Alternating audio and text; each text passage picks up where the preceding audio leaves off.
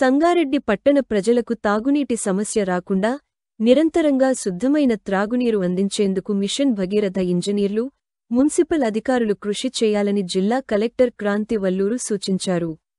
శుక్రవారం మిషన్ భగీరథ ఇంజనీర్లు, మున్సిపల్ కమిషనర్లతో కలిసి పట్టణంలోని డ్రైవర్స్ కాలనీలో గల మిషన్ భగీరథ పంప్హౌస్ వద్ద సమీక్ష సమావేశాన్ని నిర్వహించారు.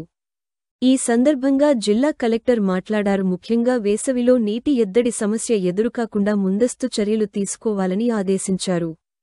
వేసవి కాలంలో నీటి అవసరాలకు అనుగుణంగా తగినన్ని వాటర్ ట్యాంకులను సిద్ధం చేయాలని సూచించారు. అంతేకాకుండా ప్రత్యామ్నాయ నీటి వనరులను ఉపయోగించి పట్టణం, గ్రామీణ ప్రాంతాలలో తాగునీటి సరఫరాను నిరంతరంగా కొనసాగించాలని, జిల్లాలో ఎక్కడా తాగునీటి సమస్య రాకుండా చర్యలు తీసుకోవాలని మిషన్ భగీరథ అధికారులను ఆదేశించారు. పట్టణ ప్రజలకు పరిశుభ్రమైన నీరు అందించడమే కాకుండా నీటి వృధాను అరికట్టేందుకు ప్రత్యేక చర్యలు తీసుకోవాలన్నారు. అమృత జల్ 2.0 పథకం కింద చేపట్టిన పనులను వేగవంతం చేయాలని అధికారులకు సూచించారు. నీటి సరఫరాతో పాటు పట్టణంలోని పారిశుద్ధ్య పరిస్థితులను మెరుగుపర్చేందుకు సాలిడ్ వేస్ట్ మేనేజ్మెంట్ పనులను వేగంగా పూర్తి చేయాలని మున్సిపల్ కమిషనర్ను కలెక్టర్ ఆదేశించారు.